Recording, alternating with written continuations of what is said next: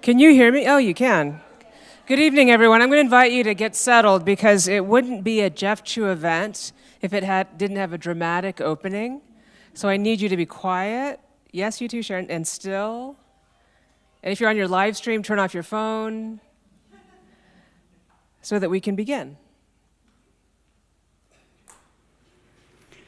Good soil. Orchid. The magazine where I worked occupied half of the 29th floor of a Manhattan skyscraper. There was nothing organic about the space. It was all sleek steel and polished glass, shouting of progress, technology, and human ingenuity. My husband used to send me flowers from time to time, elegant lilies, cheery sunflowers, delicate tea roses. Tristan knew never to send anything with carnations, which reminded me of cheap grocery store bouquets and perfunctory Mother's Day church giveaways. He also learned not to order predominantly white arrangements. Among my people, white flowers show up at funerals. Occasionally, the arrangement included something more unusual, ranunculus, each orange bloom like a miniature labyrinth. Long stems of delphinium, which I loved because pale blue flowers aren't common. Also, they're named for dolphins, and who doesn't like dolphins? If I was especially lucky, Lisianthus, whose slightly ruffled petals were showy but never to the point of garish. I loved the gentleness the flowers brought to my office. When anxiety flooded in, when one of my stories came back rewritten, mangled, when yet another idea was rejected by the higher-ups, I could pause, take in the bouquet's beauty, and summon a deep breath. One day, a courier brought a potted orchid. It was a phalaenopsis, the kind that costs maybe $15 at Walmart, but multiple times that if you get some midtown Manhattan florist to wrap it in cellophane and send it downtown. This one had purple speckles on white petals. Its wide, droopy, deep green leaves shone with health. I took very good care of that orchid. I watered it, but never too much. My mother had kept orchids when I was a child, dendrobiums and cattleyas and oncidiums, and I could hear her voice in my head warning me against overwatering. The roots will rot. And my goodness, this orchid flourished. Even though there was little natural light in the office, this plant burst with life and color, a beacon of serenity amid the mess of papers scattered across my desk. It had arrived in full and vigorous bloom, branches heavy with flowers, and it just kept on blooming. I felt like a good son who had absorbed his parents' wisdom about caring for another living thing. I imagined myself a faithful partner, nurturing this apt and enduring symbol of Tristan's and my love. A couple of months later, I was sitting at my desk, and I don't even know why. I reached out to touch a blossom. So purple, so pretty. As soon as my fingers brushed a petal, they drew back in horror, and my whole body felt hot. I wanted the thing to die, except it couldn't. The orchid was fake.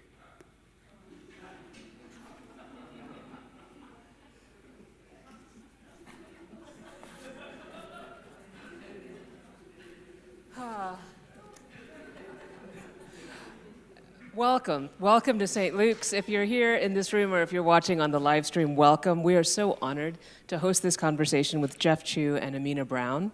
My name is Winnie. I'm the rector of St. Luke's. If you have questions about us, please come ask me. If you need a washroom while you're here, if you go out through those doors and make a left and a left, you end up in front of a lot of bathrooms.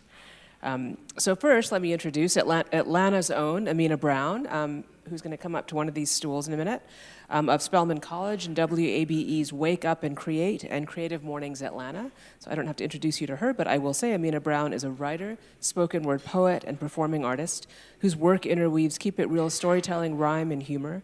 The author of 5 spoken word albums and 2 nonfiction books, her poetry is featured in the New York Times bestselling Rhythm of Prayer, a collection of meditations for renewal that I would recommend to you if you're looking for something like that. And our own Jeff Chu, I think we are one of the many churches that get to say that about Jeff. is a writer, reporter, editor at large of Travel and Leisure. I don't know if you read Travel and Leisure, but it's worth getting for Jeff Chu's articles. Teacher in residence at Crosspoint Church in North Carolina, parish associate for storytelling and witness at First Presbyterian Church of Berkeley in California, and a PhD student in theology at the University of Stellenbosch in South Africa. Minister of Word and Sacrament in the Reformed Church of America, cook, gardener, and author of Does Jesus Really Love Me? A Gay Christian's Pilgrimage in Search of God and America, and co-author with the late Rachel Held Evans of the New York Times bestseller, Wholehearted Faith, and now the author of Good Soil, which we are honored to be a part of launching. Now, the thing about Jeff Chu is he doesn't let you or himself off the hook. Jeff refuses to limit himself or you to points of identity or external definition, but rather invites you to root deeply and honestly in what you come from, hold lightly who the world tells you you must be, and spend most of your time following Jesus in relationship with the earth and one another, and clear-eyed about your place in all of it.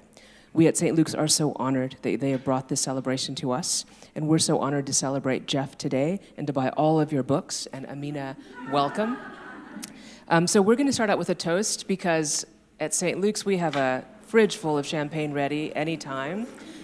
So we're going to bring that out, and we're going to toast this great new book. And may I invite Jeff and Amena to come forward for while we get ready for that. Come on up.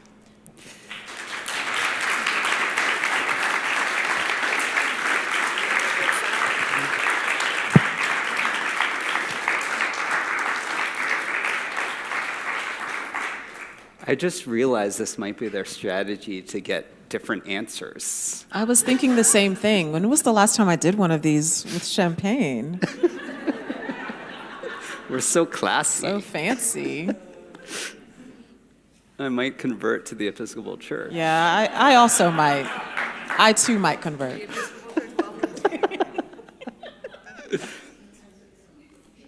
water and lemonade as well.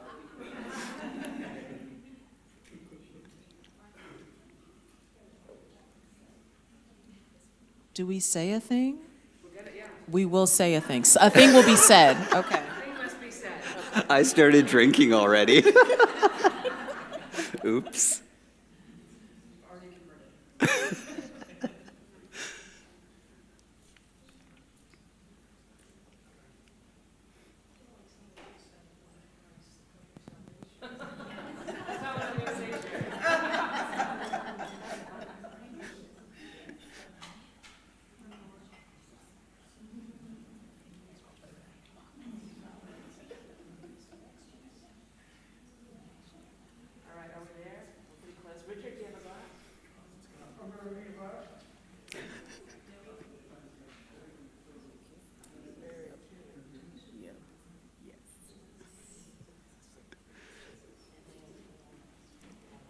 I just learned that it's really important that you buy this book in the next week.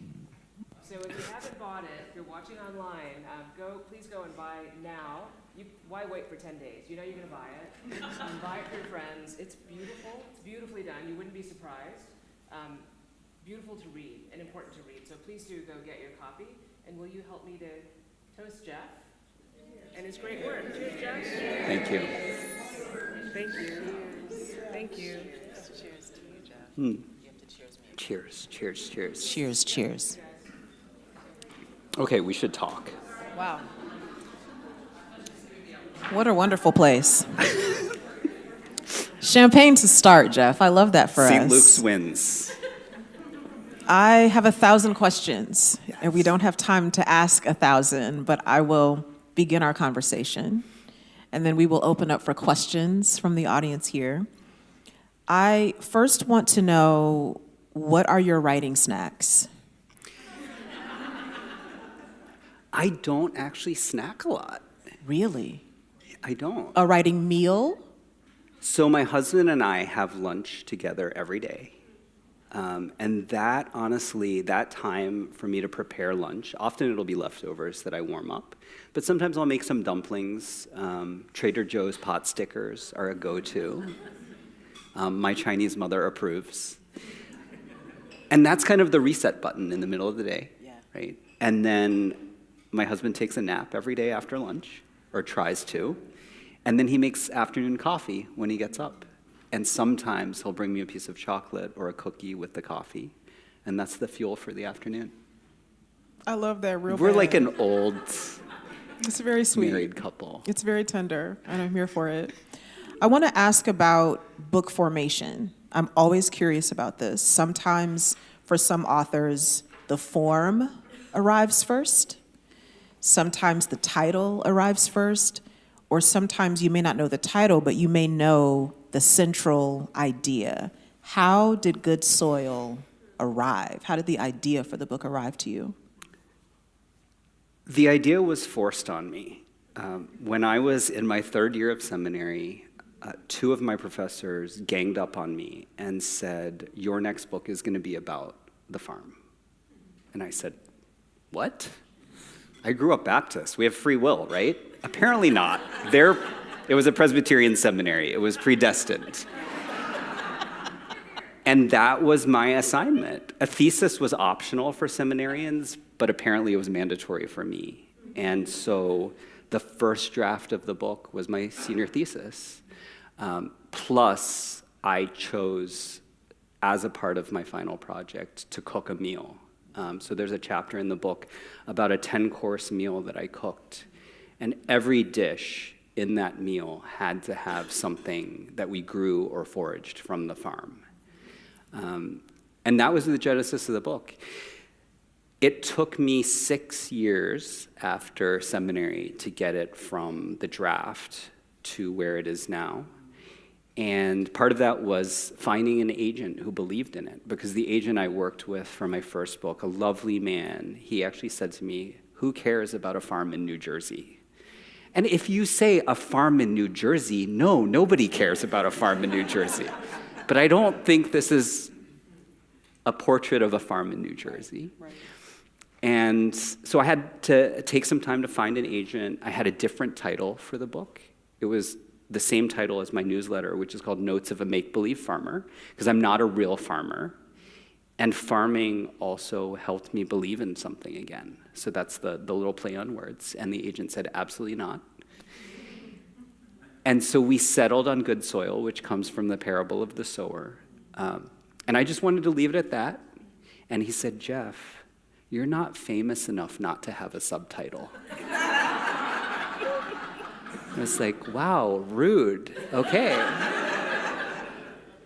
But we came up with, I think, a decent subtitle. But that gives you a sense of the partnership that happens. But a partnership is a nice word of saying corporate oppression. You make a little bit of a deal with a publishing company when you sign the contract, right? And they have certain freedoms. But I'm thankful for the collaboration because I think it ended up in a good place. It ended up in a very good place, Jeff. I will tell you all in advance that when I finished reading this book, I have cried twice reading this book, and that very rarely happens to me. My husband just finds me like, like blubbering. It is just such a beautiful and tender work, and I'm so appreciative that you went through the process of this.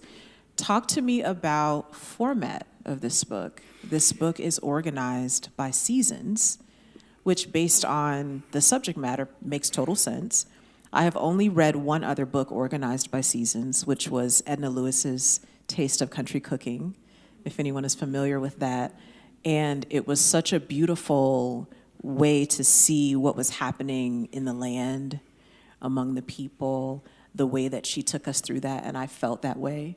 And in your book, it's also interesting because we actually go through a couple of seasons twice. And the experiences in those seasons, even though the seasons are the same, the experiences are different. What made you decide to organize the book that way? That's how life works. So many books in the West are beginning, middle, end. That's not how life happens. This book begins in autumn because my journey to seminary began with loss and grief. I had to confront the reality that something in my New York life, in journalism, wasn't working. And I think that's a common experience for a lot of us, right? Life happens, and suddenly, a decade in, you find yourself feeling stuck. And some people can just keep stumbling through that stuckness for the rest of their careers and then cash in their 401k. I couldn't do that. There was something in me that was dying. So that's why the book begins in the autumn and then goes through a winter before we get to the spring. The other thing is, this is how my people have traditionally seen life, as cyclical. You come back through the seasons every year. Every 12 years, you come back to the same zodiac animal. One reviewer observed, she's the only Chinese-American reviewer who's written anything about the book so far, and she observed that there are some things that I just kind of leave hanging that I never resolve. Again, that's how life is. I don't get to tie up all the loose ends. There are deaths that happen toward the end of the book when everything should be happy. There was an agent who said to me, I was wondering if you could move that death to the middle of the book so that you can resolve it by the end.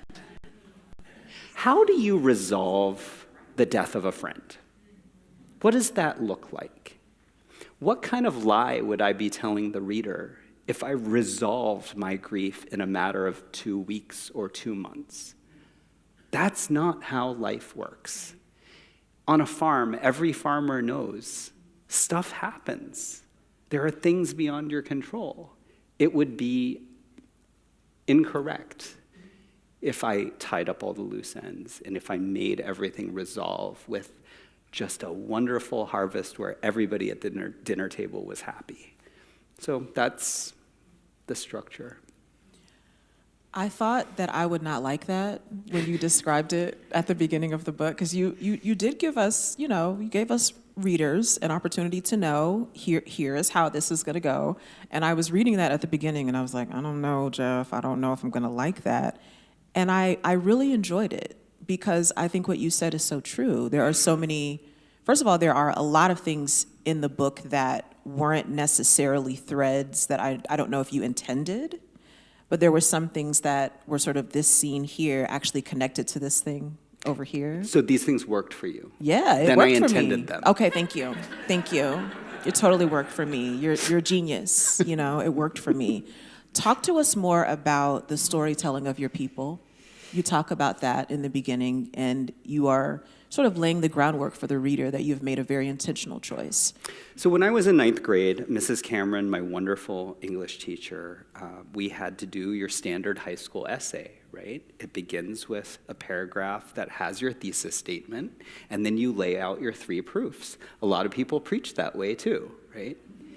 That is not how my people make arguments or tell stories. One form of traditional Chinese storytelling that I employ, you really have no idea what's going on at the beginning. It's a series of observations. You're kind of circling around things. If I were doing a word portrait of you, I would describe your hair, then maybe your shoes, and people would be like, what's going on? And I keep circling around you, seeing you from different angles. By the end, that's where I make my argument, at the conclusion, when I have a full portrait of you. And the recipient of the story goes along for the journey. That's just how we tell stories. I love that. I didn't even know that until a few years ago when I started reading about traditional Chinese storytelling. Because being educated in the US, I was taught you make your argument and then you defend it. But it makes so much sense to me to do my exploring, to observe, and then at the end of the journey, oh, wait, here's what I think about that.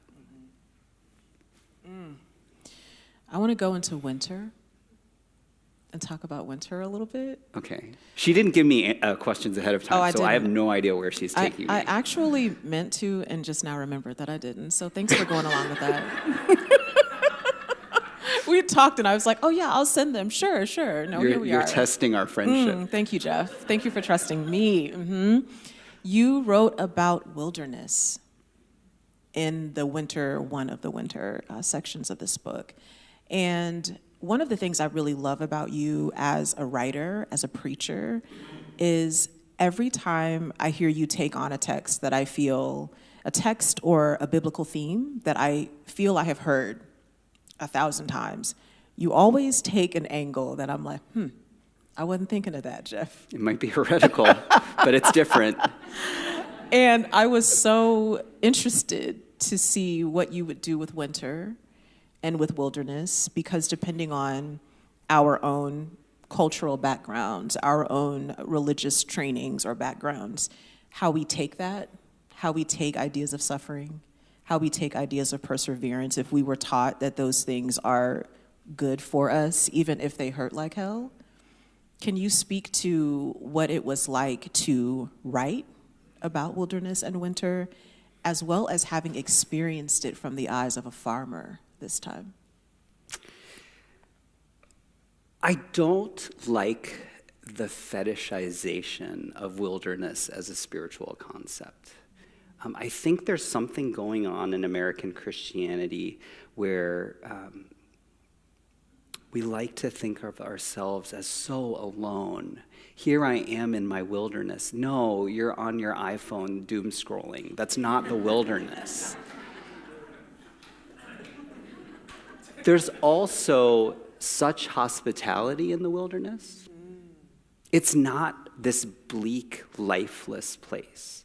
I think there's a reason that Luke tucks in this one beautiful verse where he says Jesus withdrew often to the wilderness to pray. I wonder whether that was Jesus reminding himself there's something beyond the mess of these people who keep following me around. I need to breathe the air. I need to see the sky.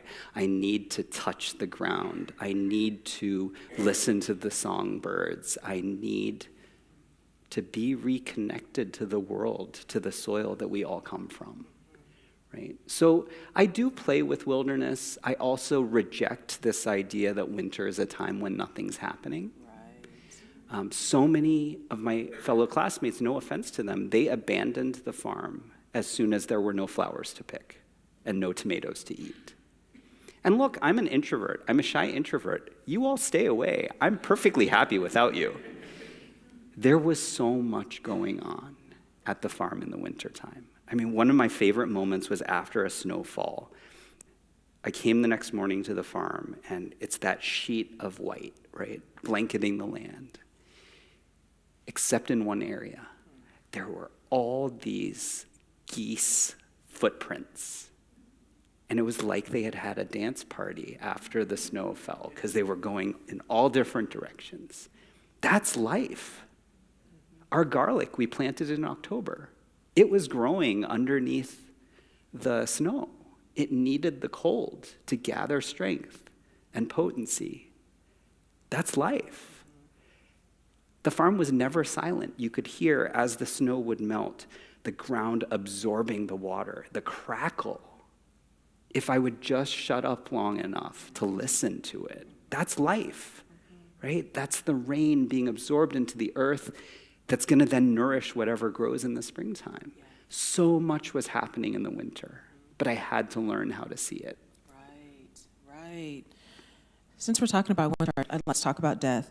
And I enjoyed in this book the conversation about death. And especially when we think about that in a soil way, in a land way, that death is inevitable. We know that's true in our humanity also, but it hits us differently than when we are looking at plants going through that phase, or when we try to plant something and it doesn't live the way that we thought. Can you speak to what you were writing about here, about the place of death in the cycle of life, and that there are sort of these like concentric, cyclical things happening all the time that we may not be paying attention to? Talk to us about what you were learning about that from the land. Death is happening every single day in small ways, right? Sunset is a little death. It's the death of a day. We tend to fixate on big deaths or avoid big deaths, right? Because death is so hard for us to grapple with. And one of the things about becoming a farmhand was learning how to face little deaths well, so that I could start to understand the big deaths that we'll inevitably confront. every harvest is a death. It's funny, I did an interview for this book with a Catholic reporter who was, I don't know, maybe not as comfortable with talking about death as you were. And she said, I want to talk about all the violence in this book. How do you reconcile harvesting a carrot with the injunction, thou shalt not kill? And I was like, wait, what? She's like, don't you see that as an inherently violent act? And I'm like, okay, you find me the theologian who interprets thou shalt not kill as thou shalt not harvest a carrot, and then we'll have this conversation. I'm not going there. But she had a point in that we like to eat our chicken and not think about the fact that an animal died for that fried chicken. Right. We like to put the death away. I grew up eating those ducks that are hanging in Chinatown windows. My people are not afraid of confronting death in the way that I think a lot of American society is. You can't avoid it on the farm. You can't, and I don't think we should, right? I'm not a vegetarian. I felt like it was my responsibility raising meat chickens to participate in the whole process, not just Instagramming the picture when the chick was super cute, but being there until the end of life and bearing witness to it. Yeah. And it sucked. The first time I had to kill the chicken, I went outside the barn and I cried. But then I ate it too, so. I mean, it's delicious. It was so good. It's so good. Let's talk about food. You are not only having had the experience of having been a farmhand, you are also what Master Chef would call a home cook. There's a lot of food in this book, which I loved very much. The food that connects you to your family, to your culture, the food that connects you to your husband, the food that we are sort of having a closing moment of your time in seminary. What would you say are some things that food has taught you about your spirituality, about God, about life? What do you feel like food can teach us? Food was the very first expression of love that I really understood. And I write in the book about my grandmother's fried rice, which is still the best fried rice I've ever had. The Chinese are not a very verbally affectionate people. I don't think my grandmother, any of my grandparents ever said, I love you, ever. But they express love through food. My grandfather would take us for pizza after school. My grandmother would make that fried rice, always with scallions for me, not for my sister, because she knew what our preferences were. That's love. And that's also how I know how to show love for my friends, for my family. I think there is a connection between Chinese culture and the sacred stories in Scripture, because food shows up again and again in the Bible as blessing, as hospitality, as lavish abundance, sometimes in ways we don't even notice. So I was just working through some parables with a Bible study group that I was leading for my church in North Carolina, and we were working on that tiny little parable about the yeast and the 3 measures of flour. And it's so easy for us home bakers to be like, oh yeah, 3 cups of flour, a little bit of yeast, and then you knead it in and you make a loaf of bread. Until you do the forensic accounting and you realize that 3 measures of flour is 144 cups. This is not 1 loaf of bread. It is a picture of lavish abundance. And that same 3 measures of flour that Jesus is referring to, I don't think it was just some random number that he picked, because 3 measures of flour also shows up in the Genesis story where Abraham and Sarah cook a meal for their sacred visitors. Lavish abundance offered to angels. So you see this thread that goes throughout Scripture, the thread that we are connected to every Sunday at the table. The bread that is the necessity for life, and the wine that represents God's abundance. Food is everything. Food is not just survival, it's flourishing. And so, this is something that matters to me deeply on a spiritual level and also a cultural level. Food is who we are. You have a chapter in this book called Body. Ugh, do we really have to talk about Hi, hello. When you were just talking about the bread and the wine, that was another new lens look I felt about the phrase, "this is my body." Can you talk about what the bread and these aspects of the baking and the food are also, or how they are also maybe in conversation with our relationships to our body and to the body that we also see when we look at the table? So the body has been a real struggle for me. As much as and it's interesting, it just occurs to me now as you're asking this question, as much as I love food, I haven't really thought of it in the context of my physical body, because I really struggle with my body. My body does not look like the American male ideal. I've grown up wondering what it would be like if just for one day I were a 6-foot-tall, blonde, blue-eyed man who could see the tops of people's heads. What would that feel like? To maybe have to pretend to duck when I went through a doorway. I would just look stupid doing it, the size I am. But what would that be like? So I've struggled with my body. My body is not seen as attractive in this society. My body reminds me of things that I've done and that have been done to me. I have this ache on the inside of my elbow that is from my very dutiful years of playing violin and viola as a Chinese kid and holding my arm like this. And some days it just aches for no reason, right here. So I've really struggled with my body. Food has always been a comfort, and I think it's meant to be. There are a lot of passages of Scripture that talk about the joy and the delight of food and wine. And I think that gladness is good, but I'm still learning to live into delight. I will preach you 1,000 sermons about God's desire for us to feel delight, but I struggle every single day to believe that God wants that from me personally. Right. I hear that. I think sometimes about what I was taught growing up about the word calling. The word calling. And when I was growing up, I was growing up in a Black Pentecostal-esque kind of church.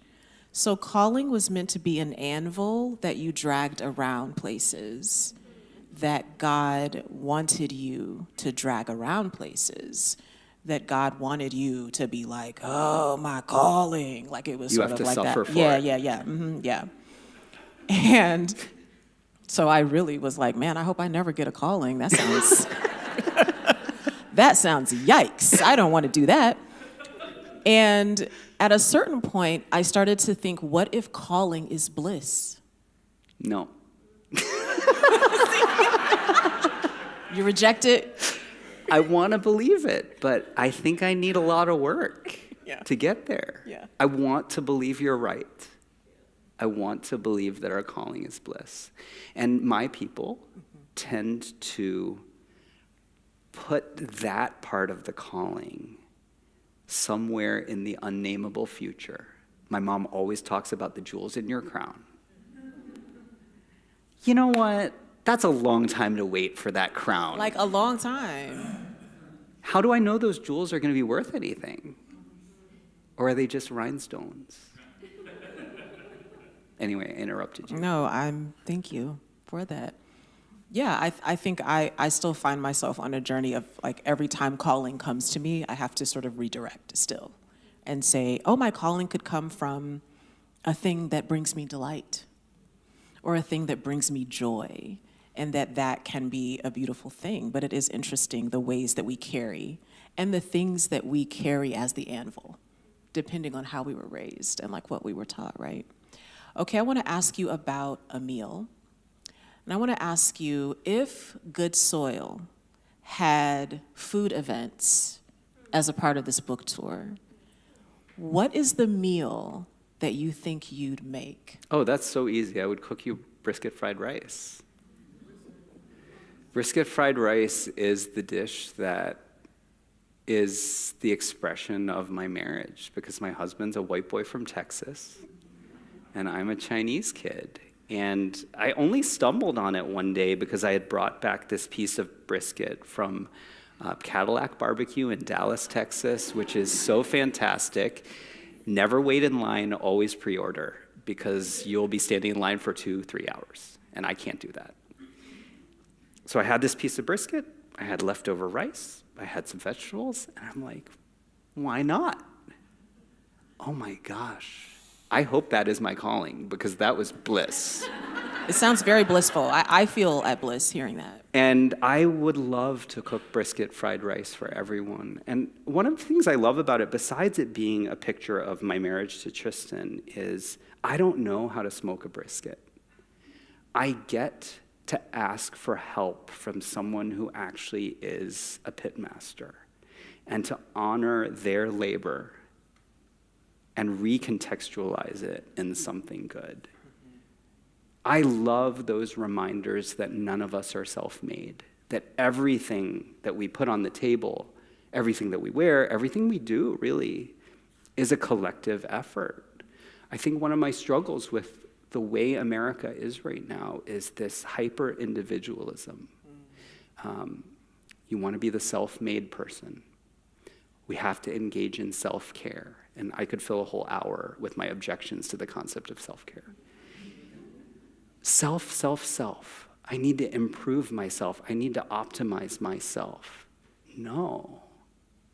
We need to recognize our interdependence and finally acknowledge that the only way to flourishing is together. Yeah. Oh, I have 1,000 more questions.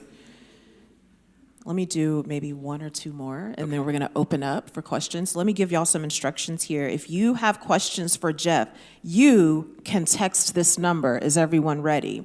The phone number is 917-426-4635. Again, that is 917-426-4635. And we could answer your question right here. Phone's open for the telethon in 5 minutes. It feels so fancy. I feel fancy thinking about that. I appreciated that at the end of this book, you give us a fried rice recipe. It's not really a recipe. It's guidelines. Okay, thank you. My people don't do recipes. Because there are no measurements. There's no a cup of this, a tablespoon of this. Is that why you would say it's not a recipe? Correct. Okay. It's guidelines. My mom, I asked her for a recipe once. There's a traditional Cantonese dish, egg and tomato, and a friend came over and loved my mom's egg and tomato dish. Notice my mom created the recipe for my friend, not for me. Because if I had asked her for the recipe, she'd be like, oh, you know how to make it. You should have been paying attention. For my friend, Melinda, she was like, oh, absolutely, I'll go into the kitchen and make an unnecessary batch and measure every ingredient, but not for my own son. My people don't have recipes. You have to smell it, and some people have tried my fried rice guidelines, and they'll say it didn't come out right, and I'll say, make it again. Then make it again. And eventually you'll figure out how you like your fried rice, which is not how I will like your fried rice. We're all going to be different, right? Like a lot of white folks, I will speak plainly, like peas and carrots in their fried rice. Absolutely not in my house. That is not appropriate. But if it brings you delight, by all means, in your own kitchen, live your life. Guidelines. Okay, thank you. I mean, there were just some textural things because I have tried making fried rice at home. Sometimes it goes well, sometimes it doesn't. But there were some like textural descriptions you had in the guidelines that I was like, okay, now I know what to look for. Because I also come from a family tradition that like when I was learning how to cook soul food, I had to get in the kitchen with my grandmother. There were no recipes. And she would just say, well, when you stir it, it's supposed to feel like this. You know, you have to be in the kitchen with her. So there were some descriptions you gave that I was like, I know how to look for that. So I'm gonna try those guidelines. I will not add peas and carrots because I can't have it, but I will think about it. Okay, I want to ask one more question. Okay. And then I want to open it up. And if we need another lead question, if the people have not populated the phone yet, I'll come up with some other follow-up questions. There is a lot of trying and failing when you're working with the land. And as I was reading you go through that process and that there were things you tried that went very well, and things that you all planted that didn't go well at all. And then some things that you had to go back and plant at a different time or plant in a different way, right? Can you talk about what the process of planting and trying and failing and having to come back and try again, what is that teaching us about hope and about what it means to continue to be people who try? There was a moment where I was talking to my professor who grew up on a farm in Kansas and managed a farm before he went to seminary. And I kind of glibly said, oh, we're farmers who Google. And he was deeply offended because he felt like he should know. Like, Jeff, maybe you Google, but I'm a Mennonite from Kansas. I should know. And we had multiple conversations about how his family raised cattle and grew wheat. That doesn't mean he knew how to grow everything. He'd never grown bok choy before or Chinese greens, and I hadn't either. What's wrong with Googling, right? And so I think I was lucky in that I came to the failure with no expectation of success. Everything I got to eat was bonus, whereas he felt a responsibility. So it was partly about expectation. Yeah. Nobody was relying on us for survival, thank God, right? It was a working farm, but I'm not a farmer, I'm a gardener. I get to play. I get to not take my work too seriously. And it gives me more appreciation for those who feed us, whose failure can be devastating, right? I have a new appreciation for that. And it is a puzzle to me. Why do I feel so free to fail in the garden when I'm so afraid to fail in other areas of my life? Even ones that aren't going to cost anyone else their lives or damage my physical health or my mental health. Why am I so afraid of shame?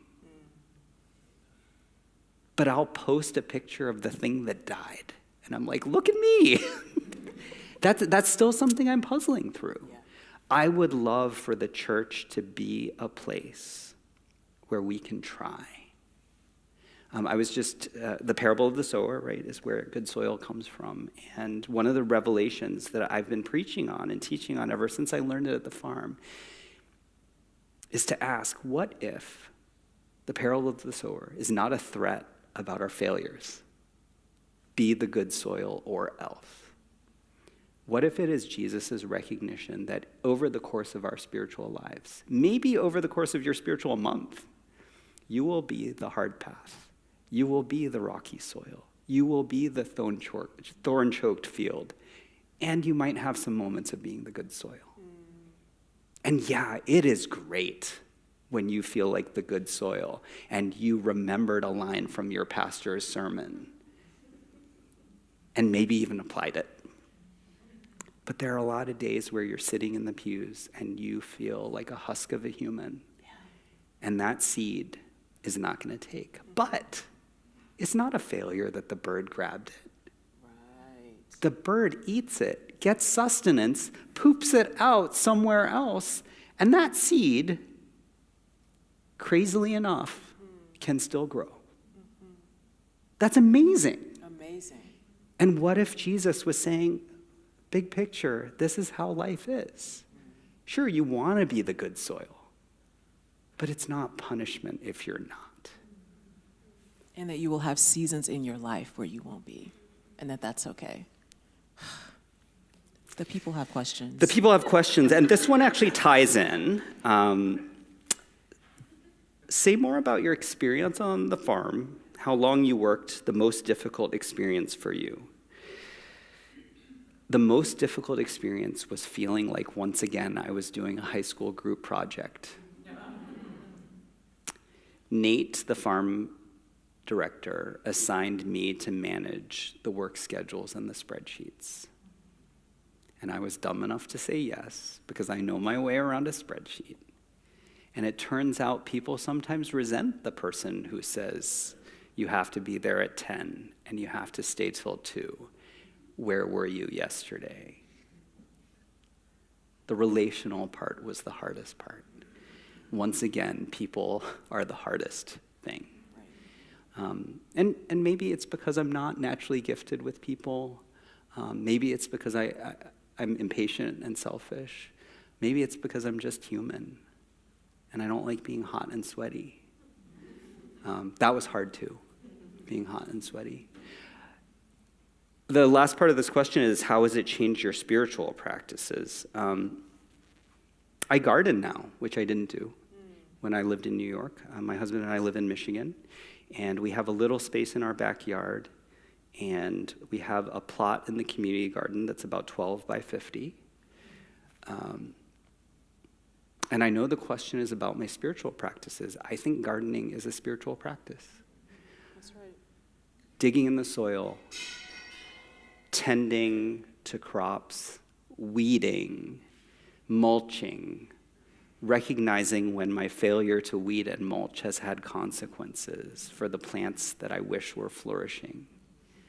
Coming home to my husband, acknowledging that, yes, I left that in the ground too long and I rotted, so we're not going to have that for dinner after all.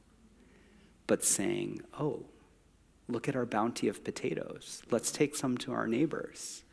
Let's share. Every single one of those is a spiritual practice, I think. And I think I'm so grateful that I get to do that and not just sit in front of my computer all day and read the headlines. Yeah. Any other questions? I have one in the audience, too. Yeah, let's take one from the audience. I had one over here. Yes. The parable of the sower. A farmer goes out to sow seed, and he throws some on the hard path, and the birds eat it. And he throws some on the rocky ground, and the grass sprouts, but when the sun comes out, it withers. He throws some amidst the thorn-choked field, and it comes up, but the thorns are more aggressive, and it gets out-competed. But then he throws some on the good soil, and it produces 100-fold. That's the parable of the sower. And Jesus does explain it, and I don't think my explanation contradicts his explanation. I'd like to make that claim. Biblical scholars can call me out on that. Therefore, don't worry about doing it perfectly, just do it. The thing about the parables, right? We have this modern tendency to want to unlock the puzzle of every single parable. What if the parable is not a puzzle to be unlocked, but is a story to be encountered in the Jewish tradition from so many different angles? It's a conversation prompt. It's a provocation. It's an invitation to wonder. And I think some parables, like this one, Jesus does provide some explanation, but I wouldn't say it's all the explanation, and I wouldn't say it's the only way to understand the parable. Thank you for answering that. Anything you have not tried to grow already but would like to? Oh my gosh, there are so many things I would like to grow. So I love gin. I would love to grow botanicals and distill gin. I have very pretentious goals. My own homemade G&T, that would be amazing. Sometimes you have to acknowledge the skills you don't have, right? More realistically, I have conceded that I'm not going to start tomatoes and peppers from seed, that my husband does not appreciate the little fungus gnats flying all around our house, that maybe my travel schedule does not make me a good caretaker of seedlings, that are very sad every time I come home.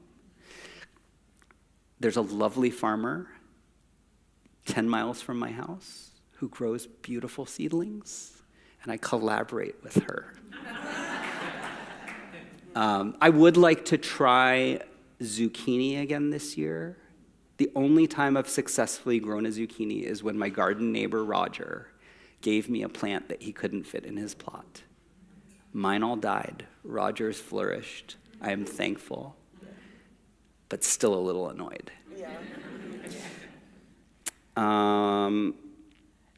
Can Jeff talk about his dog, Fozzie? Why did I pick that question?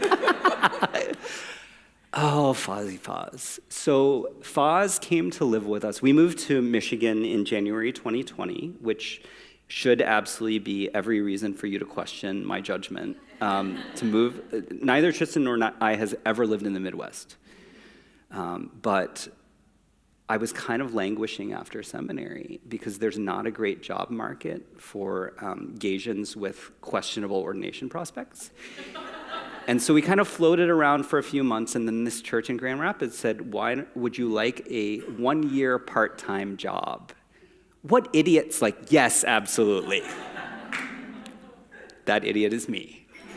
So we moved in January of 2020. 6 weeks later, lockdown started.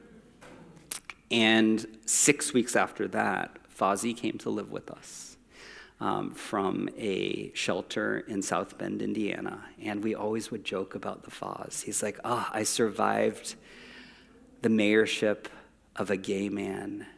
I made it, and here I am living with 2 gay men. Fozzie was very straight.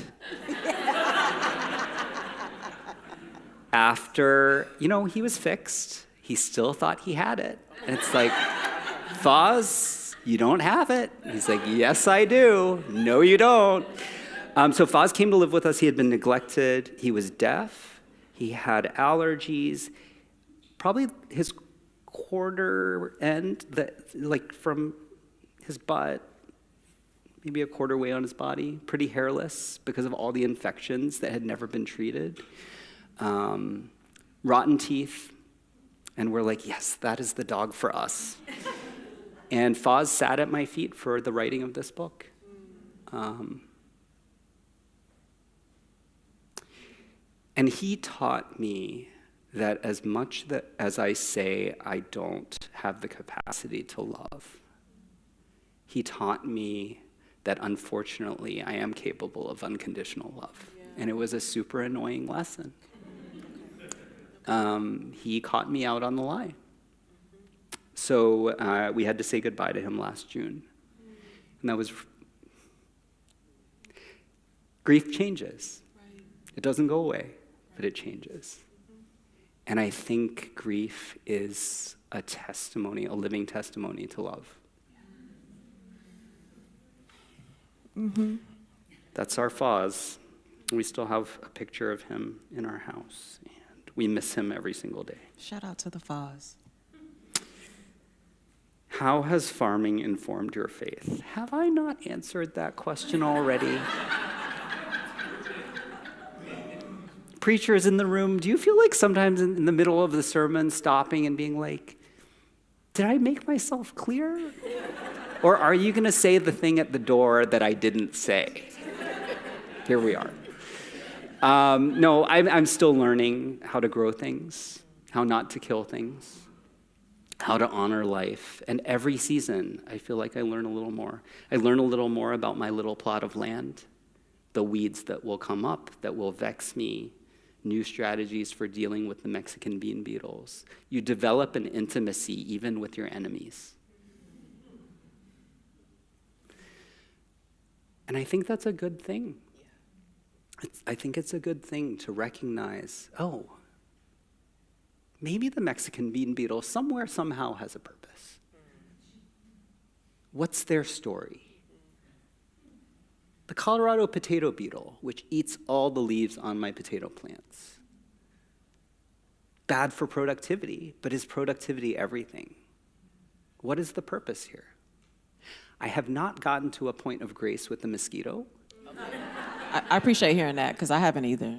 but maybe someday. Maybe someday. So.